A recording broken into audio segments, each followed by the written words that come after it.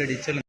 Hi friends, இன்னைக்கு நான் முருகரோட ஒரு பாட்டு பாட போறேன். நீங்க எல்லாரும் எனக்கு லைக் பண்ணுங்க. இப்போ என்னுடைய பாட்டை கேளுங்க.